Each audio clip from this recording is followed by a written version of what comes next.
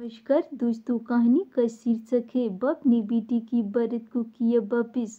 आजकल मेरे घर में शादी की तैयारी जोर शोर से थी। ये हमारे खानदान की पहली शादी थी, सब बड़ी खुश थे। शादी मेरी ताऊजी की बेटी की शादी थी। दीदी मुझसे बड़ी थी। मैं बहुत खुश थी। बहन की शादी में बढ़ चढ़कर हिस्सा ले रही थी। बरपत शहर का एक प्रतिष्ठित परिवार था। मेरी ताऊजी दहेज लेने और देने की विरोधी थी, इसलिए कई जगह दीदी का रिश्ता बनते बनते रह जाता था। जब बड़के पिता ने ताऊजी से कहा कि भगवान का दिया हमारे पास सब कुछ है, हमें तो बस आपकी बेटी ही चाहिए और कुछ नहीं, तो ताऊजी बड़े प्रसन्न हुए। फिर भी उन्होंने दीदी के लिए गहने, कपड़े और अपने दामाद को उपहार में देने के लिए सभी चीज़ों की व्यवस्था कर ली थी। ठीक समय पर बारात आई भी तो भी गिनती भर के थे। बड़के पिता ने कहा कि ज़्यादा बाराती लाकर हम आपका आर्थिक बोझ बढ़ाना नहीं चाहते थे। उनके विचार सुनकर तो सभी लोग गदगद हो गए। जयमाला के बाद फेरे के लिए जब पंडित जी ने वर को बुलाया तो लड़के के पिता ने उसे रोक दिया और ताऊजी को एक और आने को कहा। मेहमानों के बीच लड़के के पिता का यह व्यवहार देखकर ताऊजी का मन आशंकित उठा। उन्होंने हाथ जोड़ते हुए पूछा कि क्या बात है। तब लड़के के पिता अपने ओठों पर कुटिल मुस्कान लाते हुए बोले, अब लेन देन की बात कर ले। लेन देन? कैसा लेन देन समझी जी? आपने तो कहा था कि हमें सिर्फ आपकी बेटी चाहिए, फिर ये सब क्या है? ताऊजी ने आश्चर्य से उनसे पूछा। वे उसी तरह मुस्कुराते हुए बोले, आप इतना भी नहीं समझते। समाज के सामने आदर्शवादी बने रहने के लिए तो यही सब दिखावा करना ही पड़ता है। आपसे एक कार ही तो मांग रहे हैं, दे दीजिए और बेटे के फेरे करवा लीजिए, वरना ठीक है घर में पत्नी से कहता हूँ। कहकर ताऊजी कमरे में चली गई। उनके सामने लड़की के पिता का असली चेहरा सामने आ गया था।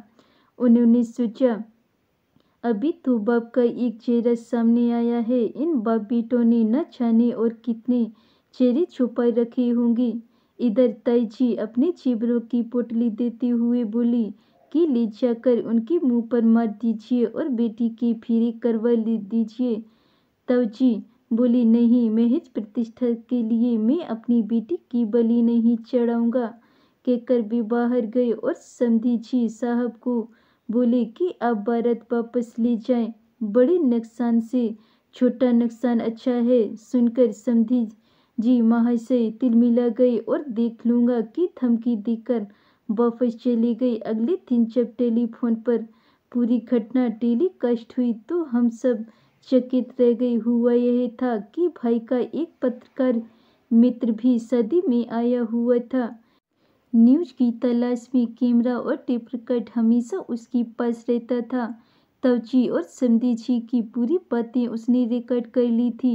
इस तरह से समधी जी का असली चेहरा सबके सामने आया और उनकी सामाजिक प्रतिष्ठा की भी धज्जियां उड़ गई थी। इस घटना के बाद तो दीदी के लिए कई रिश्ते आए, लेकिन ताऊजी ने जल्दबाजी नहीं की। मामला शांत होने के 2 महीने बाद उनके मित्र ने ही आगे बढ़कर अपने बेटे के लिए दीदी का हाथ मांग लिया और दीदी खुशी खुशी अपनी ससुराल विदा हो गई। आज सोचती हूँ तो ताऊजी की समझदारी पर गर्व होता है। सामाजिक प्रतिष्ठा के भय से उन्होंने असल चेहरे पर मुखौटा लगाकर रहने वालों के आगे घुटने नहीं टेके और उन्हें बाहर का रास्ता दिखा दिया। ऐसा ही करना चाहिए। दहेज मांगने वाले के घर कभी बेटी को न दें, क्योंकि हर माँ बाप की औकात के हिसाब से अपनी बेटी को देता ही है। धन्यवाद दोस्तों। अगर ये मेरी कहानी आपको पसंद आई हो तो वीडियो को लाइक, कमेंट, शेयर जरूर करें। अगर चैनल पे नए हैं तो चैनल को सब्सक्राइब जरूर कर लें। मिलते हैं ऐसी और नई कहानियों के साथ, तब तक के लिए बाय बाय।